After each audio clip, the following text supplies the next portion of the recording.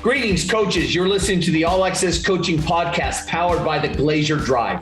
My name is Rick Stewart, and I created All Access Coaching with the vision of coaches helping coaches, which is why I partner with the folks at Glazier, because they share the same vision as I do, making you a better coach. This podcast, I'm really excited to talk to my good friend Tennyson Varney from out in Ohio. I was visiting Coach in January and noticed this awesome pyramid in his weight room. And I asked him if he would jump on the podcast and talk about it. There's a lot of layers behind this pyramid, and Coach is going to kind of give the overview of tonight.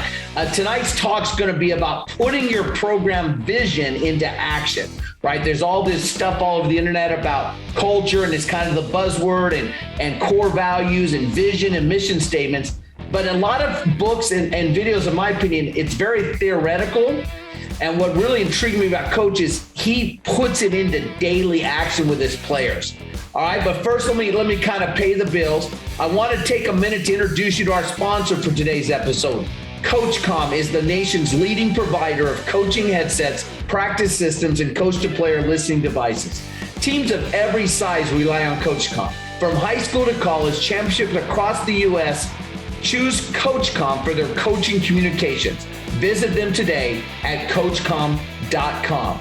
This podcast is being brought to you by allaccesscoaching.com, where a group of championship-level coaches, which includes Coach Varney, are all dedicated to help you as a coach. We have tons of free content on our website. The Coach's Corner has hundreds of blog articles. We do 3 webinars every week. This is one of them.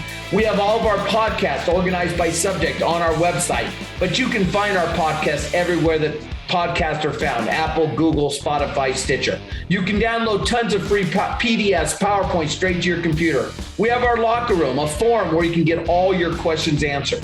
We also have our camps and clinics, and so you can see what city our team of coaches are speaking in. They're all Glazier clinics. And also attend one of our many deep dive installs or system clinics, which we actually have one coming up in a month, April 7th and 8th, at Coach Varney's high school. We've got some pretty heavy hitters, shotgun, under center, pistol, and we're going to go really deep into these clinics, because these are not your typical clinics where a coach talks for only 1 hour. You spend 12 hours learning everything about the system, asking questions, pulling up game film, and watching live player demos so you hear the buzzwords and see the corrections being made on the fly. If you go out to Columbus, you'll be on Coach's campus. All of us speakers, there's only 3 or 4 of us because it's a deep dive.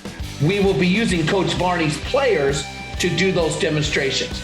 On our website, our online store has over 800 courses and 20 playbooks and 17 systems that you can purchase. But of course, if you're a member of our website, you get that stuff for free. All right, so enough with the commercials. I want to introduce my good friend, Coach Varney. Coach Varney, you're a regional director, so in Ohio, you're pretty well known. You're a mover and shaker with the All-Star game, and you're pretty heavily involved. But for people outside of Ohio, can you give us a real short background of who you are and how you arrived as the head coach at Hamilton Township? Yeah, absolutely. So, first of all, thanks for having me on here. This is pretty cool. Nobody ever wants to hear anything I got to say, so this is pretty amazing, right? But really, so how I got started in this thing was in college. I didn't even think I was going to be a coach, and ended up holding the play cards. I had 2 years eligibility left, and my defensive coordinator said, "Hey, you want to come help for the last 2 years while you're here?" And I said, "Absolutely." So I went from holding the play cards for the scout team to really, really learning how to coach. And, I tell those guys I'm still in contact with them all the time. And that always changed my life. That put me on a path to finding what a calling for me was, and helping kids mostly. And then also, loving the game of football and sharing that with people. So I did that for a while. And then I got a job in a teaching job and was an assistant. I always laugh. I coached for a Hall of Fame football coach here in Ohio, and I was probably the worst assistant you could ever ask for. He probably didn't care much about what I had to say. I was like a sponge trying to, take it all in, but more than likely just an idiot, right? That's just an idiot assistant coach who didn't know any better. And then my best friend got the head coaching job. He gave me the coordinator job there. I learned how to be an offensive coordinator quickly on the job training. And from there, we did really well. Was there for a few years. We won some titles, we went far. We did some great stuff. And then I ended up getting a job. I took over my first head coaching job, which was everybody told me not to. I went to a school here in Columbus. It's not known for football. Let's put it that way. They kind of bait and switched me. They told me it was going to be good and everything was great. And then I got there and they handed me a list of 7 kids on the football program. And I got real lucky. I was able to keep kids at that school. They were all homegrown Franklin Height Falcon kids who went up through the system, who quit playing. I got them back out. And then within 3 years, we're able to go 10-2 and able to go pretty deep in the playoffs and had some great kids on that team. And that kind of escalated my career from there. And then I learned how to lose. So what's wild is the next job I took, I went and took one of the hardest jobs in Central Ohio on.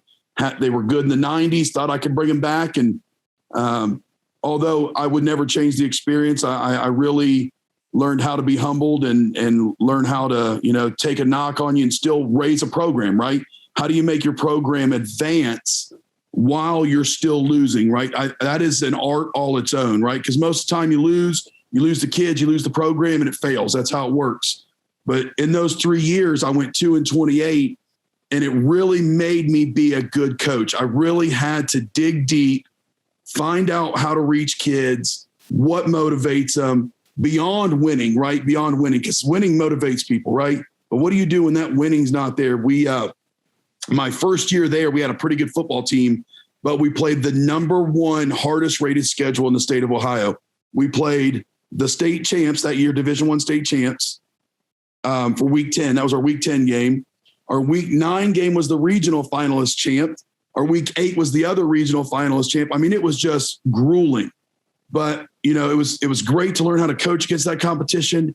And it really made me learn how to reach kids. This last job that I got kind of brings me back to the pyramid here of how I got to it. And when I went for this next job, it's actually at my hometown. It's where I went to high school at. It's a difficult coaching job in some aspects, and it's a great coaching job in some aspects. But when I went into that interview, all the other interviews, I had all this book, right? I had all this fanciness. I had resources for days.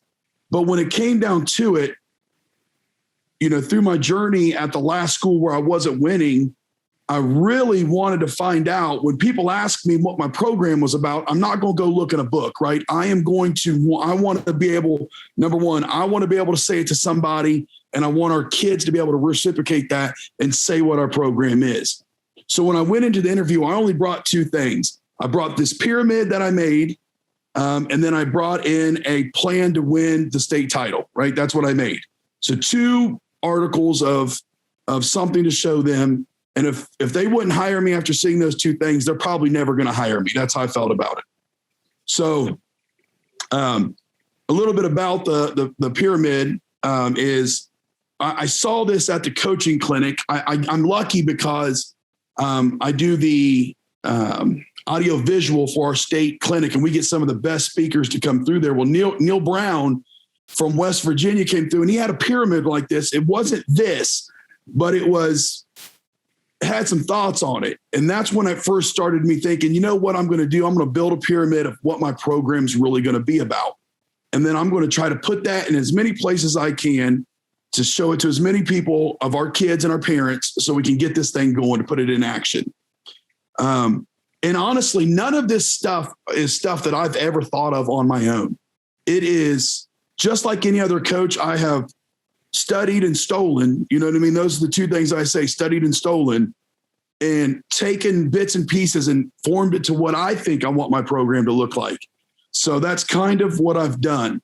Coach, I really want to hit on something, because I was just talking on this last night on my Facebook Live, and I was talking about the process of what culture is, right? It's kind of this mystical concept out there that I don't think really guys know how to put a hand around it. No, we're right. real good at drawing up plays. We can draw up a weightlifting diagram, but this culture thing can be elusive.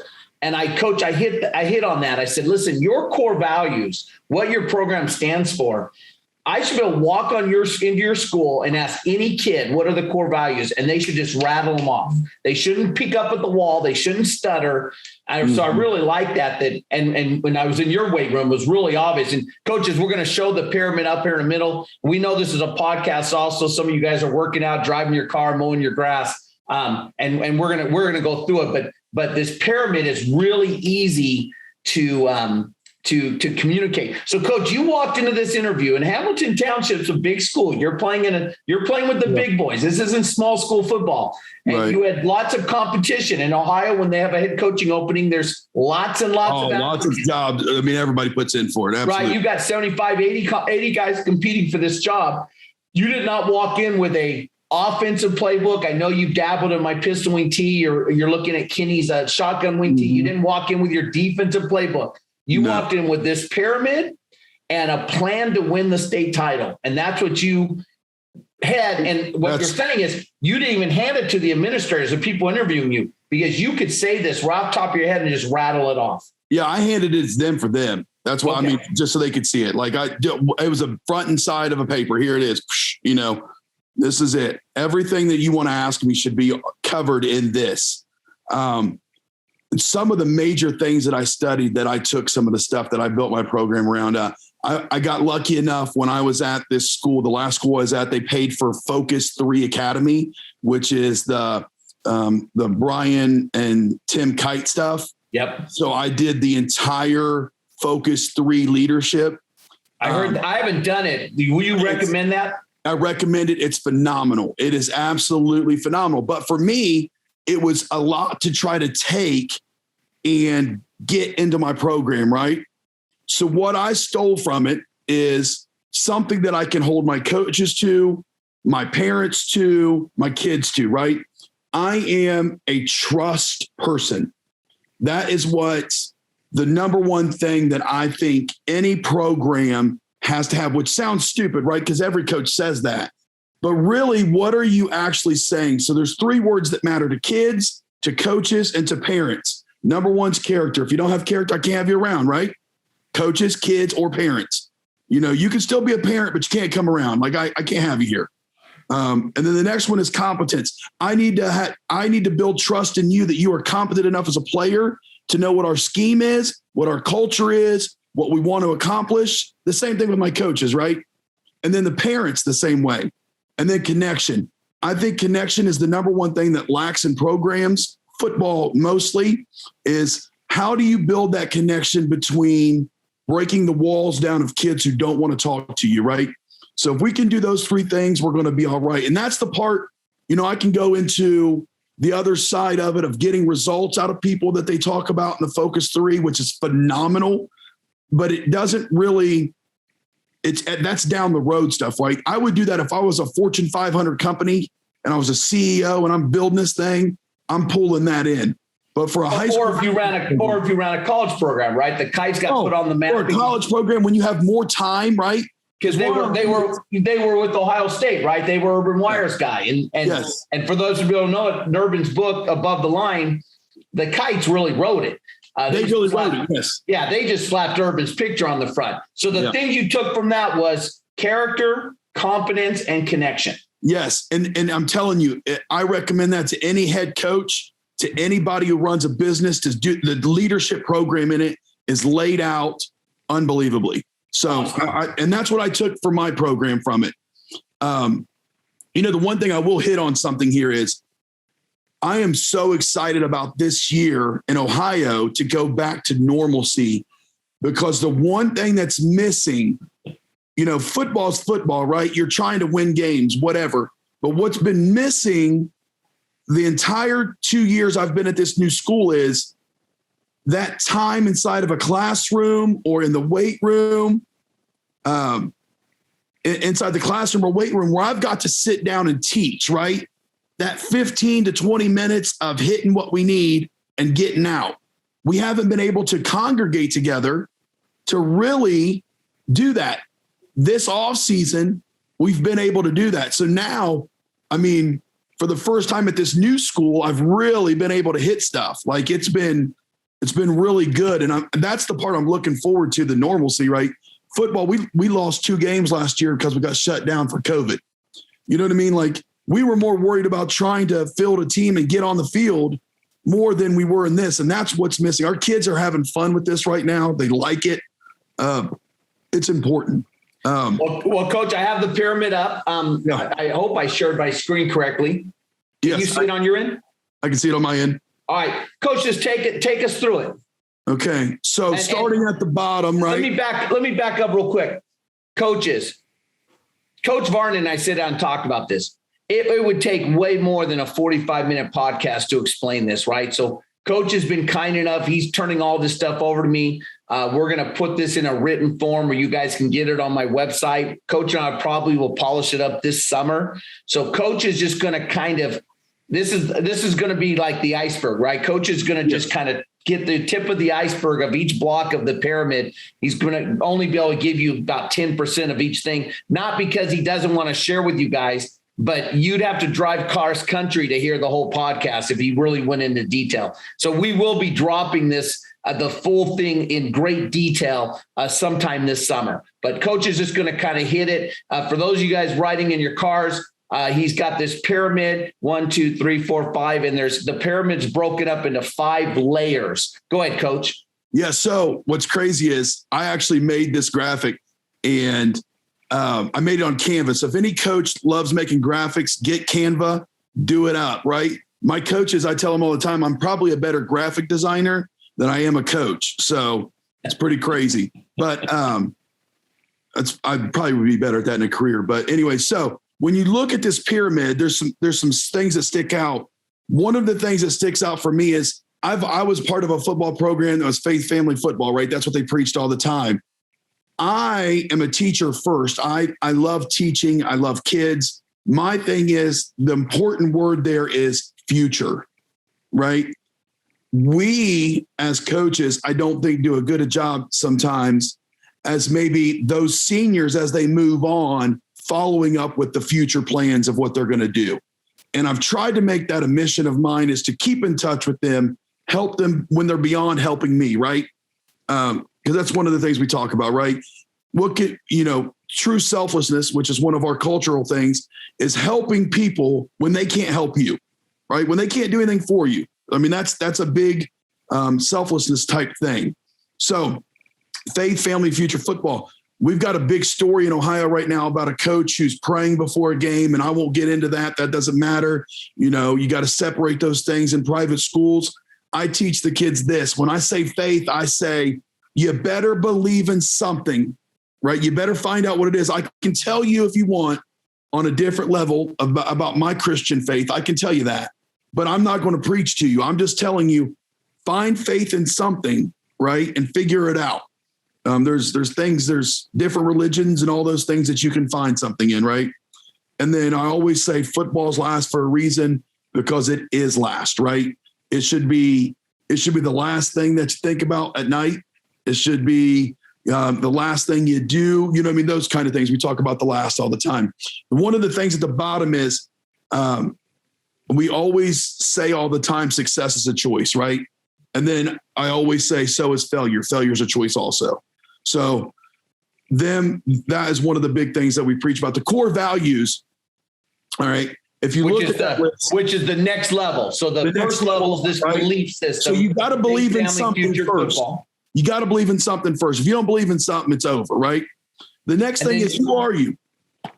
So for the coaches who can't see, so then the core values, we're on the second level now, coaches. It's the core values is built on top of the belief system. Absolutely. And so in the past, what I've done with this, we haven't done it yet because, like I said, the COVID thing's crushed us, right? But what I'll do is I'll assign these core values. I'll do it over the summer myself. And then when the season comes, I'll give each assistant coach, like week 1's discipline, right? You're going to give us a lesson that whole week on what you think discipline is to our core values, right? So I give some ownership to people. And that way it becomes a weekly core value we talk about. So we talk about in the off season, we talk about in the summer, we preach about in the summer, then we preach about it in season, right? So we make it valuable. I always cover, there's ones that I cover. I always cover discipline, grit, and Toughness. Those are my favorite, right? I think those are, I've read the book about grit like everybody else has. I really believe in it. It's what makes you successful, not how smart you are, how fast you are, none of those. It's about grit. And coming from a very poor background as a kid, I watched my father grind through, and he was probably one of the grittiest people I've ever seen. And I've taken that with me for the rest of my life. So Coach Varney, for the young coach where we were, 20 years ago. Yeah. What do you mean the book on grit? Help that young coach out that's just starting his journey. So there's a book. All right. Actually, the title of it's Grit. You know what? I'll pull it out and show it real quick here. I actually carry it with me because while you're looking for that, for the guys listening on the podcast, Coach Varney has 9 core values: discipline, hard work, integrity, accountability, grit, toughness, teamwork, confidence, relationships first. He's going to touch on each one of them, but there's 9 of them. And if I heard you right, Coach, you'll spend 1 week on each one of the 9 values in the spring. Yep. You'll spend a week again revisiting each of the 9 values in the summer.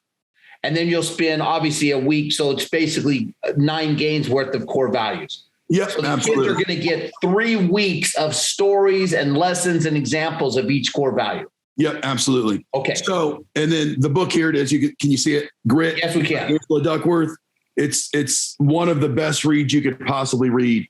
I mean, it is by Angela Duckworth. By Angela Duckworth. I'm assuming it's on Amazon. It's on Amazon. That's where I got it from. I was passed to me by a coach. Look, you got to read this. It was years ago. I got it. I mean, it will help you think about training kids and what it takes to be successful. One of my things about discipline's different maybe from other people's point of view. Discipline. I always try to teach the kids discipline isn't me running you, yelling at you, crushing you. That's not discipline. If I can convince a kid that discipline is them doing the right thing before being told to do the right thing, then we're gonna be okay. So we harp on that form of discipline, right? So we try to ingrain that in our kids all the time. I actually use Kenny Simpson's Toughness PowerPoint. If you've ever seen it, okay. Kenny's got phenomenal stuff. Have you seen it, Coach? No, I haven't. It's really, really good. I actually use that PowerPoint to try to teach toughness to my team. I don't want to go too far into it because I don't want to rip off Kenny there, but Kenny's stuff is really phenomenal in that area. One of the overall themes, if you see on this thing, is I talk a lot about being a competitor. And I talk about confidence a ton because I think the hardest thing to do, especially in a school like mine, it's not a football factory, right? It's a lower class, middle class. There's not a lot of wealth there. Is getting kids to learn how to compete and then not be scared when they don't win. I think that's the biggest thing that you could take away from this pyramid is we continually talk about it. And I have something that I straight took from Ohio State University about how they teach that, which I'll show in a second. And that's under culture, the edge. All right. We teach something called the edge, but back to the core values.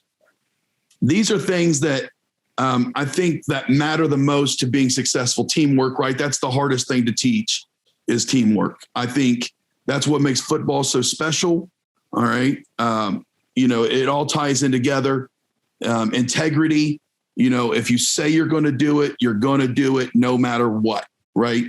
That's what I tell the kids. Like, if I tell you I'm bringing popsicles to practice tomorrow for you, then I'm going to bring popsicles come hell or high water. Right. Popsicles will be at that practice.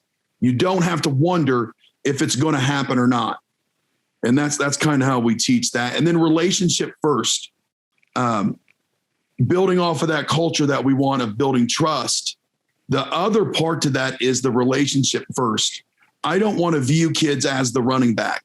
I want to view him as Brian, who could play running back for our football team. Does that make sense? Yes. I really, and that kind of comes from a little bit of my special education background, right? When you talk about kids with a disability, you don't want to just refer to them as a disability. Same thing with football, right? You don't want to say that's the wide receiver. No, that's James who plays wide receiver for us, right? So it's a relationship first, right? We want you to enjoy being here at all times. Now we're going to push you, hold high expectations, work hard, all of those things, but we want to make sure we're building that relationship. And that's hard. That's a really hard thing to do. There's a lot of walls with kids and coaches, right?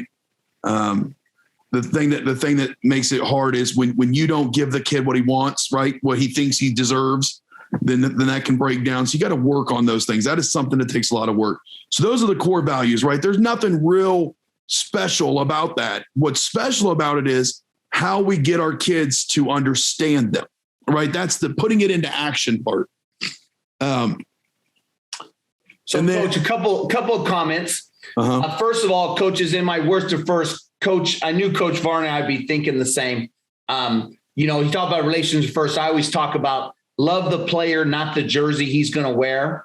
That's very important to the kid. Don't think that the kid can't think he's just a piece of meat and that he's there just to serve your purpose as a coach. It's the other way, right?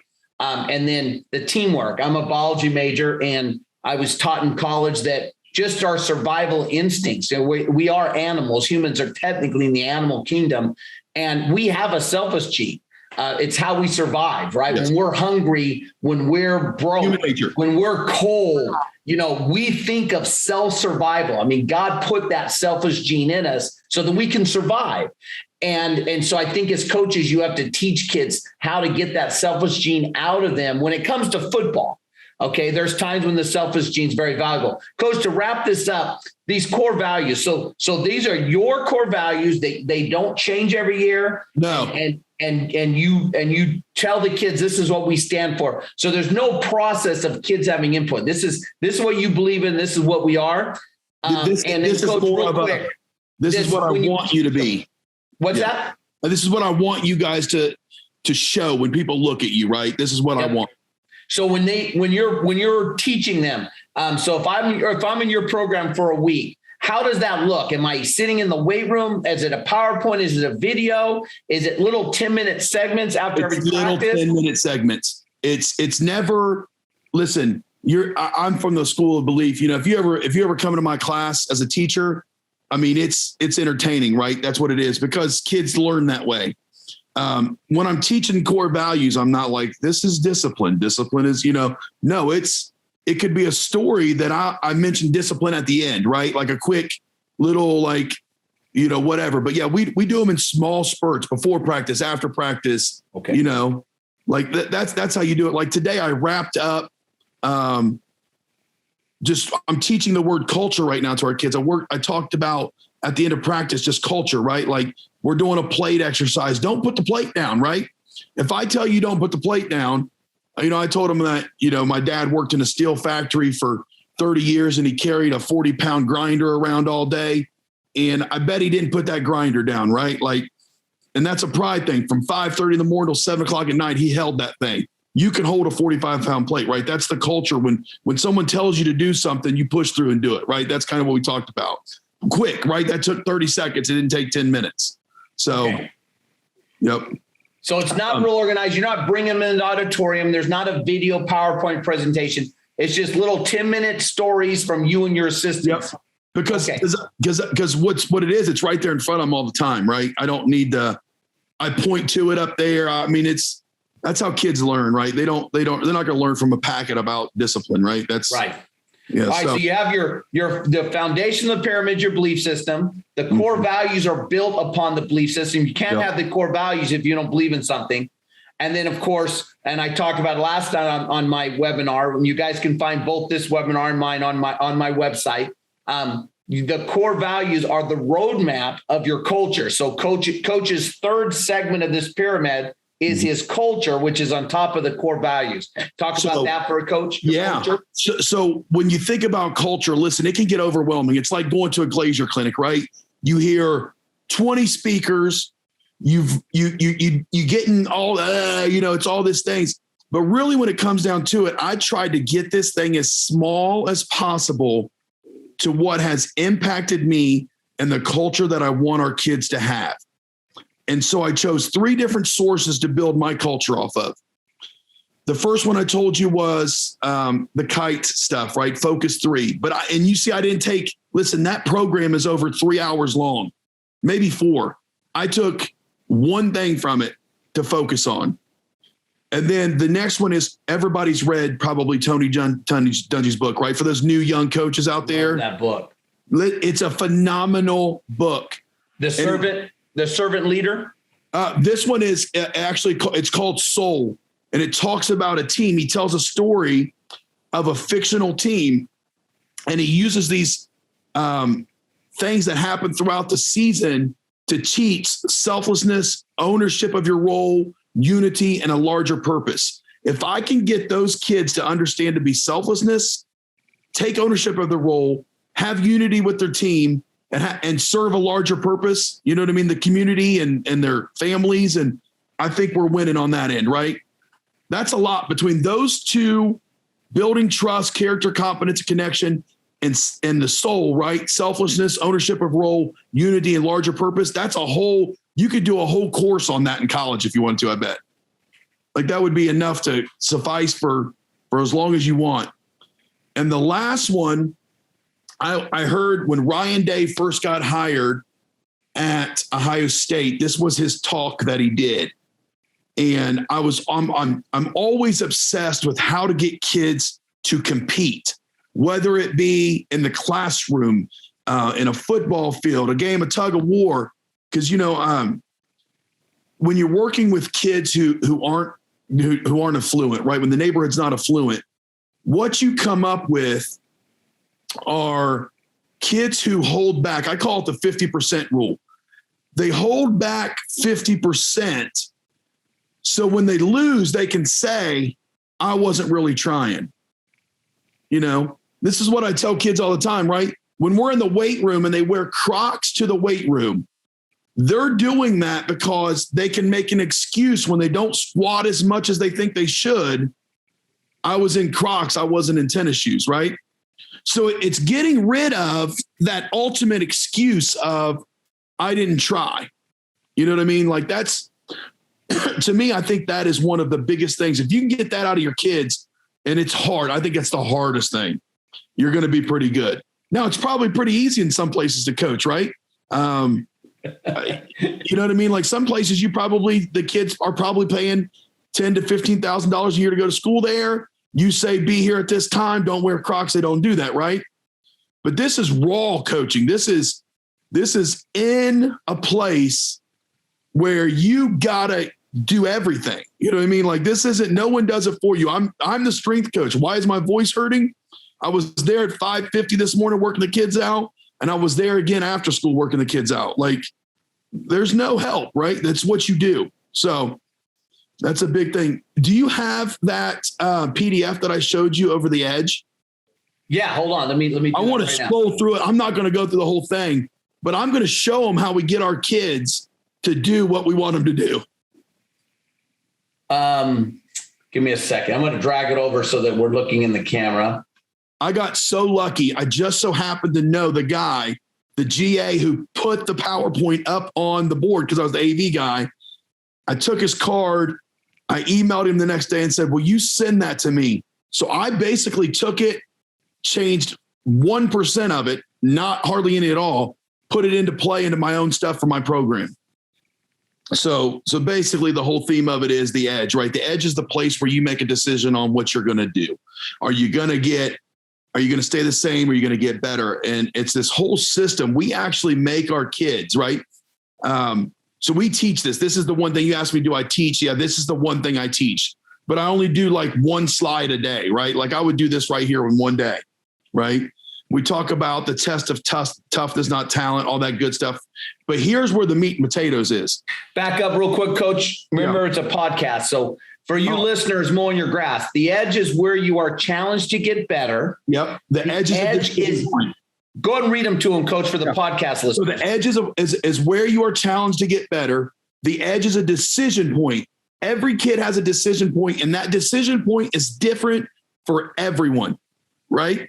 It's that, do I do an extra rep? Do I wear shoes to the weight room? Do I eat something good? That's the decision point we're talking about. And it's the test of toughness. Can you make it through? Not talent. We don't coach talent. We coach the person, right? And we can make them tougher. I can't make you 2 inches taller, right?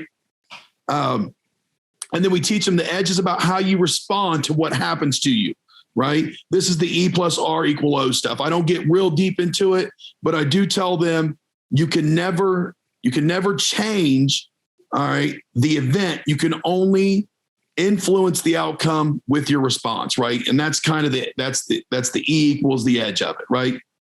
So that's the first part. So what we do, and we actually have not done this in the program yet. We've taught, but we haven't done this yet. But in my old school, we did this. In the old school before that, we did this. But what we do is we send out a Google form and we have every kid rate every other kid. And we do it from this. So basically we say, when we talk about kids, are they a 0 or are they a 5? And basically, are you 0 value to our team? Right? These are tough. This is tough stuff right here. Like, this is hard to get kids to do, but it's really eye-opening for your program when you do it. Are you a non-competitor who doesn't care? That's a 1. Are you someone who just shows up, conforms, has no desire to be great? You're a 2. 3's average, doesn't exceed your skill set, right? You're that receiver who runs a 4.8, can catch the ball. You never grind or grit out a 4.75, right? You would never do that. 4, you're a competitor. Times you'll strain a little bit, times you'll exceed your skill sets. And then what we strive to be is a true 5 competitor. Fierce competitor, intense, passionate, never gives up, focused, violent approach to whatever we're doing that time, refuses to lose, and exceeds their skill set at all the time, right? Okay, that's what we're going to judge you by. We want to know if we could get more 5s than 3s on our team, we're going to be okay. Yep. And this is hard because kids, and I'll show you through the PowerPoint here, but rating kids, we don't just rate them once, leave it. We'll rate them in the off season. We'll rate them before the season starts. We'll rate them after the season for the guys coming back, right? So how do you share the scores with the player coach, like in one-on-one talk? I put it up, right? I put it up and I usually assign a number. Sometimes one time I just put their name up there and let everybody, so you can't see who rated you. You can only see your name. So it'd say Rick Stewart, and then across the screen would be 0, 1, 2, 3, 0, 0. And then at the end, we average it up. Boom. This is what everybody thinks of you. They think you're a 1.5 on our scale. And then it starts the conversation of, now we're at the edge, right? Are you going to change? Are you going to continue doing you, right? Okay, those kind of things. So as you move through here, we have 5 areas that we focus on. And before I go through that, so the first one is be relentless and focus, all right, and effort, right? That's what we're talking about. Be relentless and focus and effort. That's number 1. Oops, I got to scroll, sorry. And then we have areas of what we focus on, which I'll go back to in a second. All right, 2, are you someone who can embrace productive discomfort? Do you embrace it, pursue it, want it, seek it, being uncomfortable? Are you a guy who's all about comfortability, right? Like, today's percentages in the weight room go up to 75% of your max. Are you going to stay at 65 because you know you can do it? Or are you actually going to follow the program, right? So then we have a breakdown of that, which I'll go back to in a second. Coming up here. 3, can you use mistakes as feedback? All right. If you're not making mistakes, you are not at the edge. And it goes along with this word Kaizen that we use, which I'll talk about in a second on our pyramid. But we want a continuous improvement. I don't want perfect players because perfect players aren't fun to coach, right? And I'll tell you why. Because they're not always going to make the play, but they may do it perfectly. I want guys striving and straining for our team.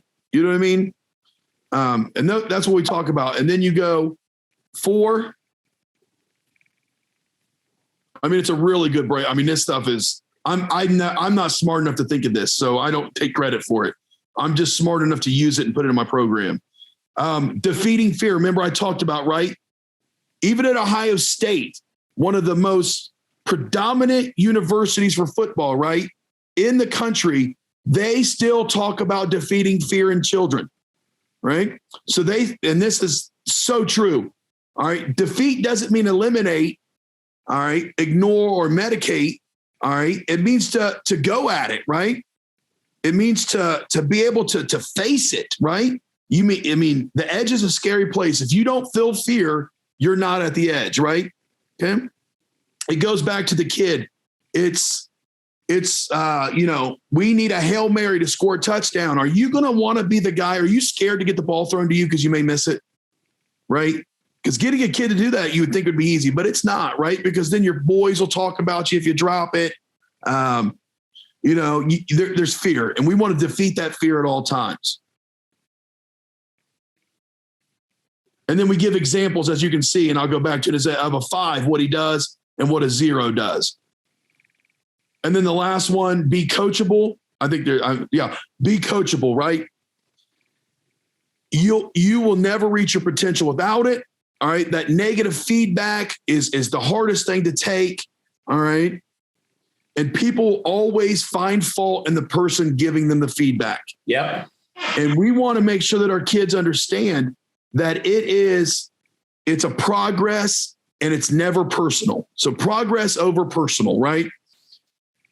Did you take it and focus on how to get better, or are you going to blame and defend what you did? All right. And complain about it, right? If you follow the kite stuff, that's the BCD stuff.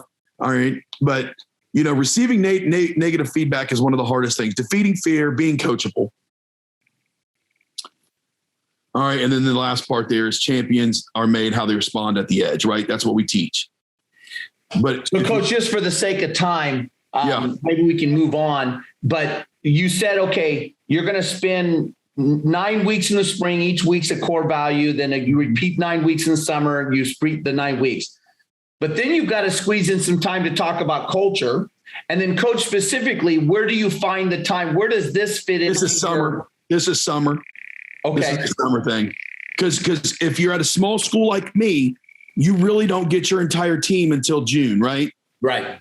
So I will spend, I always say, this is the end of the week stuff for me. Leave them on this coming into the next week, right? So, and this is a lot, but it's really not when you break it down, right? We'll talk about, we've got our core value for the week, and then we talk about number 1 being relentless and focus and effort, right? Like that's kind of like what we want to accomplish that week. What's a 5 do? What's a 0 do? So if you notice, there's 3 slides of each one. So I give the first day, I don't talk about all 3 of them. I just talk about the first one. Are your reps today? So coach, this whole PowerPoint, which is coaches, you can't see the screen. It's 23 slides.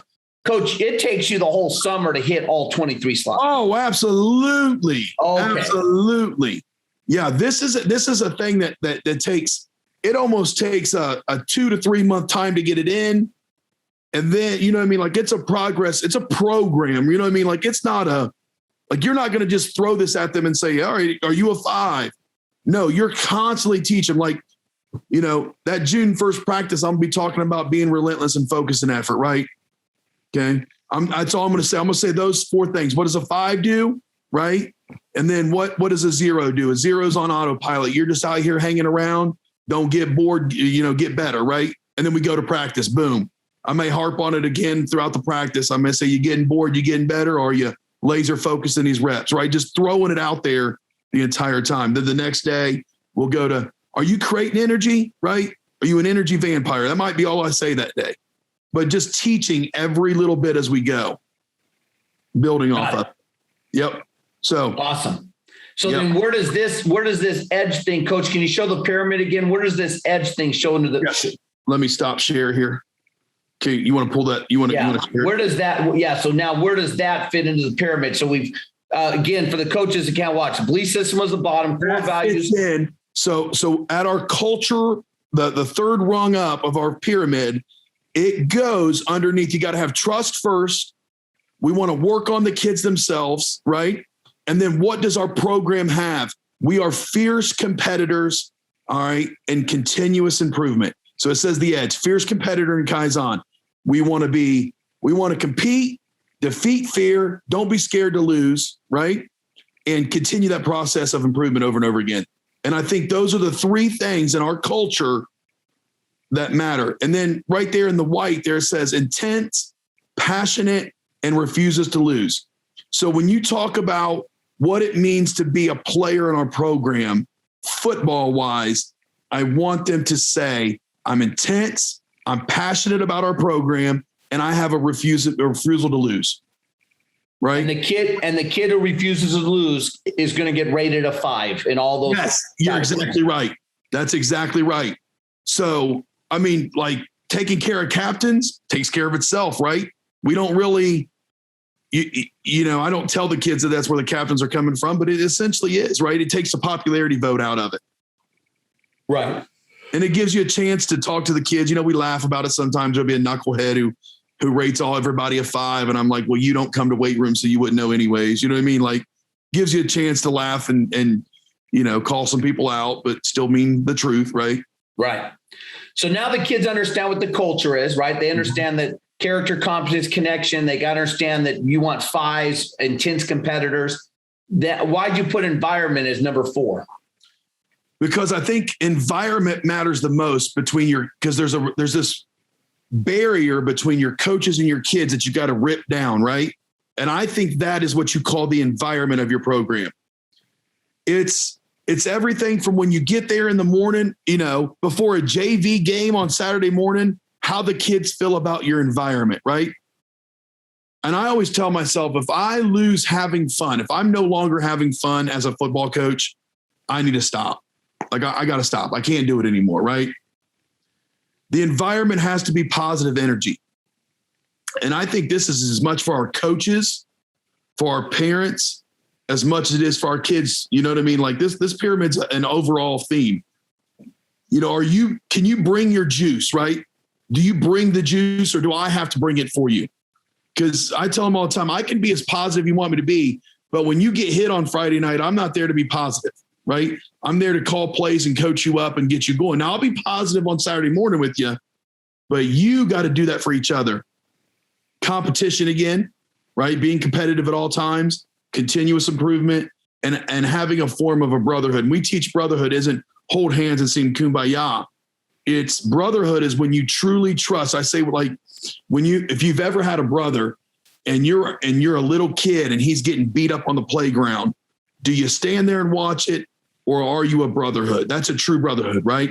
Right. And that's what I talk about is, you know, when you sacrifice with these guys over and over again, right? And you have the hard work and the teamwork and the relationship first with these guys, then that's what makes the brotherhood. And you're not going to let your guy just get beat down, right?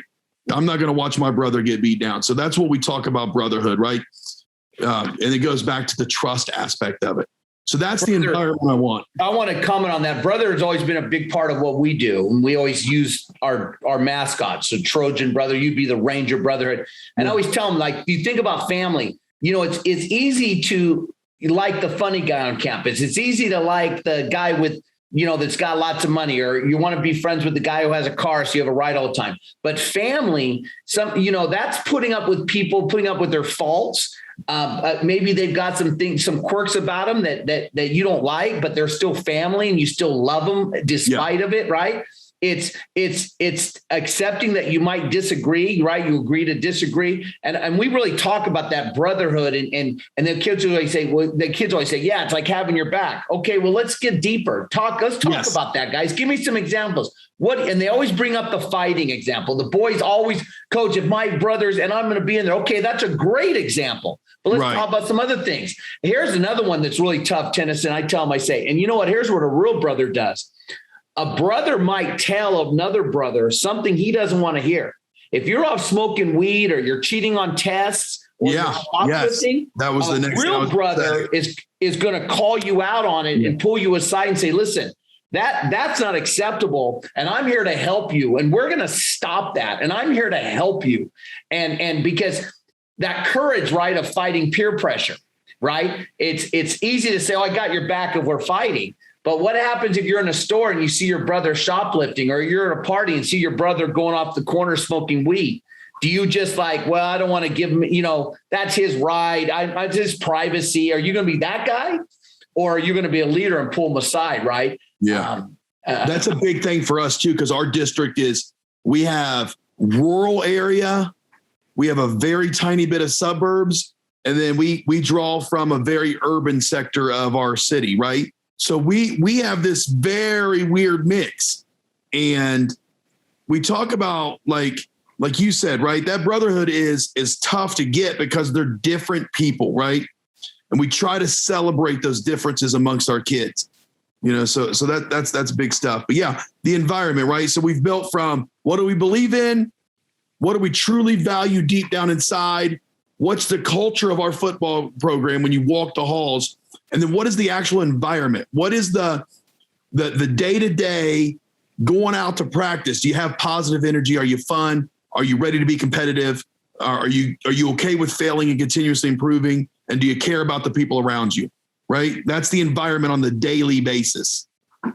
In the hallways of the school, when I see you out at Walmart, when I'm, shopping for swimwear over the summer, right? Something stupid, right? Are you going to acknowledge me or are you going to walk by me? Right. And then, of course, the top of the pyramid, this is intentional, right? Yes, very intentional. Directly to the point. What I want our kids to do, they're always going to compete, have fun, enjoy the journey of being a part of our program, build trust and respect, and do more than is expected of them, right? If you can do those, I call them the always, right? That's what it is.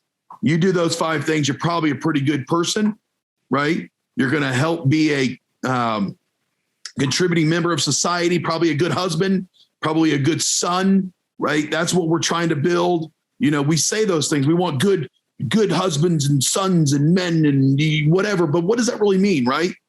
I try to think of it as I tell them after these always, this is somebody I want to be around. Ooh, that's a good one. This is somebody I want to be around, right? I want you in my home. I want to eat dinner with you, right? I want you to meet my family. I want you to,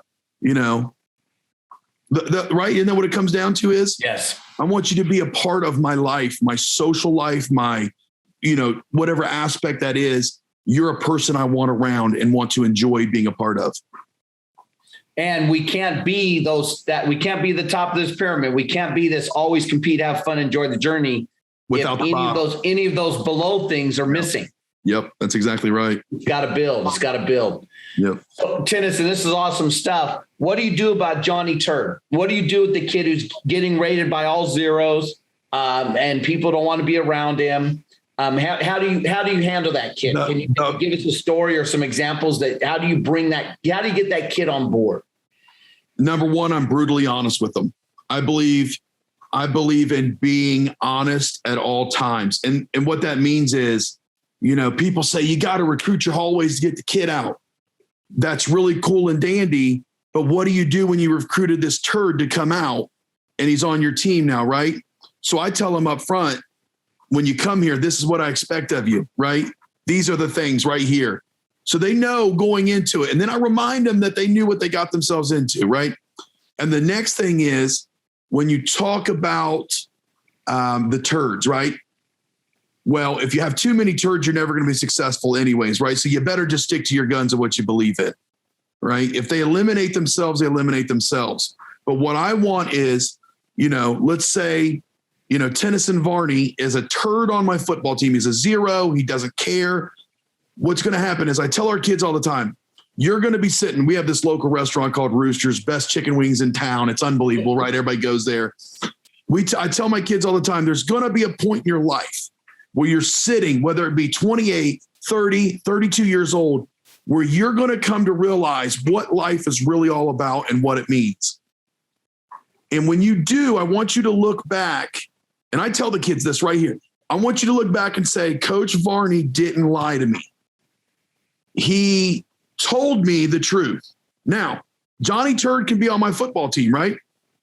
Doesn't mean that I have to spend all my time and effort on Johnny Turd. Johnny Turd's going to have to come my way. If you show me any movement toward being a part of this pyramid, I'm going to bend over backwards to help you. But if you don't want to take the first step and conquer one of our core values or believe in something, I'm not so sure that I'm the person to help you at this point in time, right? You may need more. I tell them all the time, listen, I'm just a football coach who loves kids. I'm not a psychiatrist or a psychologist, right? So if you can't buy into this thing, right, there's millions of other things you can do, right? And that's the truth of the matter is. Now, that's the turds, right? That's the zeros. The threes, the twos, 1, 2s, and 3s, I can really, get them to buy in. But zeros are zeros. I mean, they bring nothing, right? That's what we call them. They bring nothing. So how long, if I'm the zero, you've sat down, you've talked to me, how long do you give that? Am I going to see game 1 or is it hit August and you say, hey, Rick, I'm not giving you a helmet? Those kids eliminate themselves. Our program, they never get that far. They never get there. Our program works in a manner of it's very hard to be lukewarm. Very hard. I mean, and I like it that way. Like, if you're lukewarm, you may be able to hang around. If you're cold and it's something you don't do, because I'm like that old nagging lady. Like, I'm all the time talking about these things of, you'd be a lot better if you were here. You know what I mean? Like, those kids are, and my favorite thing to say is, make sure when you see those guys, tell them that you filled in the gap for them today. You worked hard enough to fill in the gap for them. So on a Friday or Saturday morning, right, we can still be somewhat successful despite they don't care, right? You be honest with them, tell them the truth. And if you don't care, if you can't care enough to be a part of a program, whatever role that is, that's another thing that we do is I think I do a decent job of making every kid have a role. And I tell them, on Friday night, your job's to clap. Then you better clap, right? I don't want to see you sitting on your hands. Your job, what your role is. I told you, you're not playing it down today. Sorry. But you can be the best guy on our sidelines we've ever had. And if you can't buy into that role, then maybe there's another sport or another play or another whatever that you can do something bigger role wise. But if you're happy with your role, we're happy with your role, right? We're happy with it. We like it. I think you're just as important as, Johnny Touchdown over there. Like, you just got to do it. You know what I mean? And it sounds like, a lot of coach talk and all those things, but it is true. I say these things and I mean them. So how much help do you get from your leadership council I'm assuming there's some sort of leadership council or group of leaders. That's the toughest thing that I have at our district, right? We have tons of 3-sport athletes. Our best tight end, defensive end is also our best basketball player, who is also our Division I pitcher. You know what I mean? Like, getting time for a leadership council with that guy. I mean, he plays 170 baseball games over the summer. Like, I'd have to travel to Cleveland with him to go talk to him. So, I mean, those are the things that sound really good in colleges or maybe schools that have 2,500 kids. But when you're at a school where every person counts and are contributing, it's tough to do those things, right? You got to take advantage of those 5 to 10 minute snippets to get your point across. But do you get some help if a coach is listening going, man, this is a lot for one coach to handle? How do you get help? Is it your assistant coaches or your one-sport athletes? You want to know the truth of the matter is, it's just like the kids do 3 sports. My defensive coordinator coaches 3 sports. My offensive coordinator coaches 2 sports.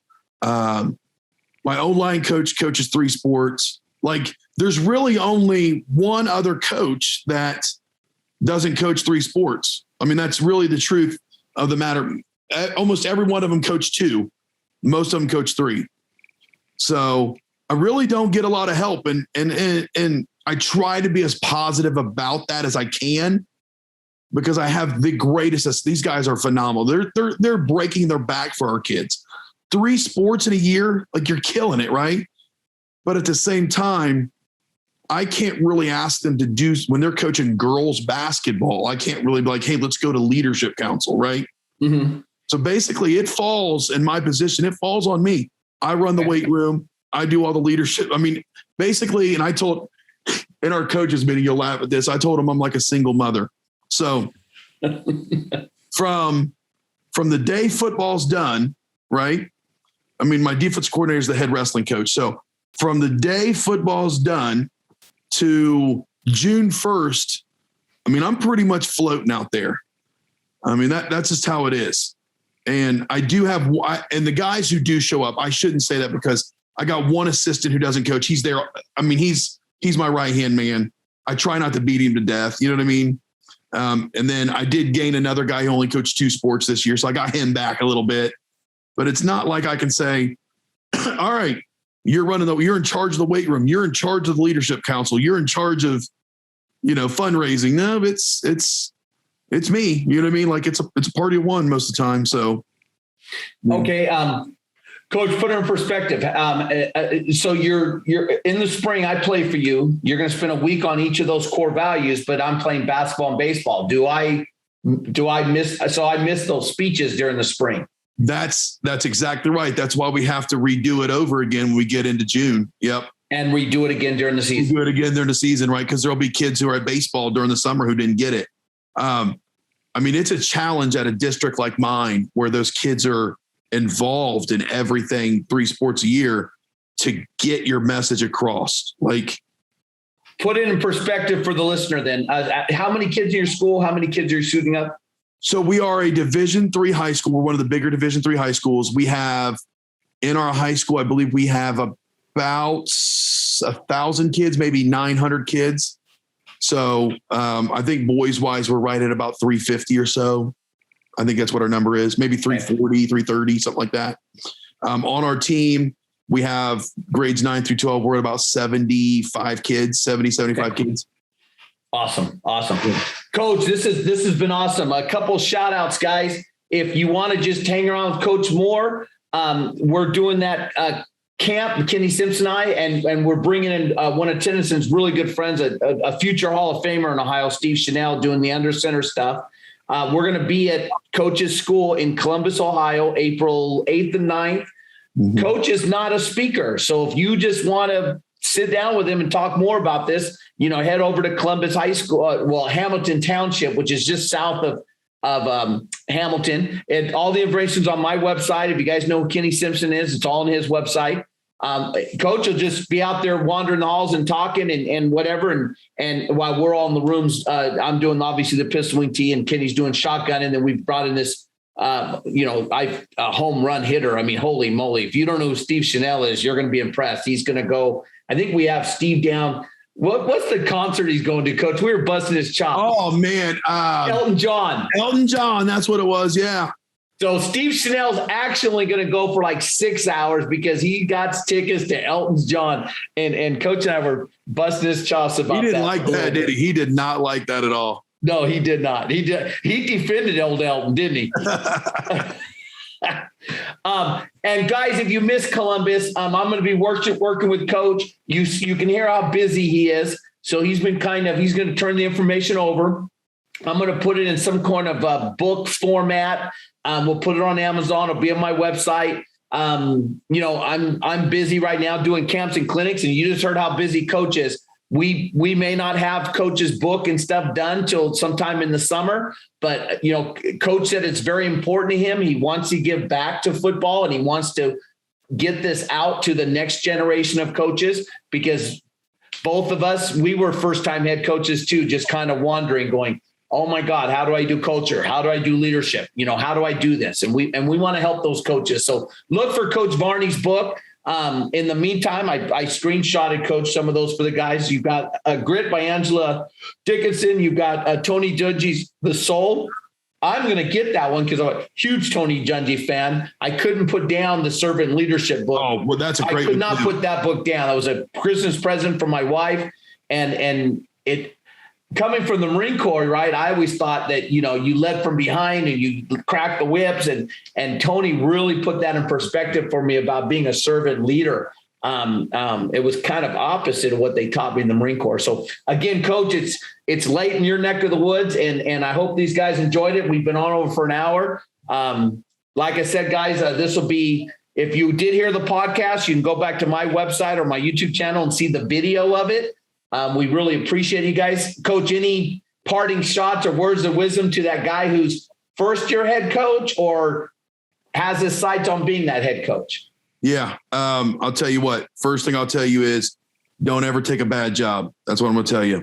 So don't think I actually was lucky enough, and doesn't really matter, but I was lucky enough to be the state coach of the year in Ohio. And when that happened, a lot of opportunities opened up, right? And just like every coach, you think you can save the world. I went to a place that probably, I don't know if I would have taken that job over again. You know what I mean? And probably my first job was a bad job. And sometimes it's better to be an offensive coordinator than it is to be a head coach at a bad job. So yes, don't rush the process. Stay where you're at. Enjoy it. If you're ever going to be a head coach, it's going to happen for you. Don't get ahead of it, right? Don't always look ahead of what's going on. And I know that's hard to say and it's hard to do because I was the guy who couldn't wait to move on and conquer the world. And, the grass is green where you water it, right? So water where you're at, spend that time, doing what you can, and be a sponge, be a learner, right? There's nothing worse than the lazy football coach who thinks they know everything. I don't know everything. I'm looking forward to the clinic at our schools where I can be a guy taking notes and listening and hearing things. That's what it's all about. And always trying to, I tell our kids about Kaizen and continuous improvement. It's the same thing with us, right? That's what we want to do. So for young coaches, slow your roll, take ownership of what you're doing. If you're the running back coach, you better be the running back coach. Don't wonder who's doing it. So that's my word of advice. I can't echo those enough. I've been a head coach at 7 schools, and everybody, if you see my resume, very proud of the 4 of them that I turned around. But of those 7, 2 of them I got fired. Sometimes I'm like, coach, it's like, I can turn that one around. I can fix that one. And you really didn't vet the admin out. You didn't vet out what your support structure is going to be like. I'm going to tell you what, I don't care what school you go to, kids are kids. Right. That denominator doesn't change. And I hate that when I hear coaches, well, we got bad kids. We got no kids. No such thing. When we're talking about coaches, what Coach Varney and I give you advice is you need to interview the school as much as they interview you. What's the support from the district? What's your budget like? Are they what's the weight room situation like? What's the financial structure like? Are they going to bust your chops when you need money for a sled or go to a clinic? Yes. And pass those jobs over and just it's better to be I heard what you just coach said. It's better to be a coordinator under a really good coach at a really good program than to leave that job and take a really, really shitty job, because I'll tell you what, you won't get another chance. That's exactly right. I got lucky. I was blessed. I got blessed. So along that path, I hired this guy. He actually passed away. He was a mentor, the most unbelievable person I've ever been around. He is a Hall of Famer in Ohio. He was a guy like us. He was at a place and failed, got fired, was a coordinator, needed a new job. I picked him up. It was the best decision I ever made because I went to football school every day. He was my offensive coordinator. I was the head coach, but it was like I went through head coaching school, offensive coordinator school. The things that I got from him are unbelievable. So I tell those young coaches also, quit chasing the up and coming fad and go find those guys who know what the hell they're talking about and shut your mouth long enough to listen. Yes. Great advice. Tennyson, it was great talking to you. We'll get this all up and hey, I'll be over in your neck of woods. I think, exactly a week from tonight, exactly a month from tonight, I'll be landing in Columbus, Ohio. I'm really excited about it. Absolutely. Coach, thank you. Appreciate you. Thank you. Coaches, again, we appreciate your time. Hopefully you got a good drive in, a good workout. If you're watching this on YouTube, don't forget to hit the subscribe button down below and follow us on our YouTube channel.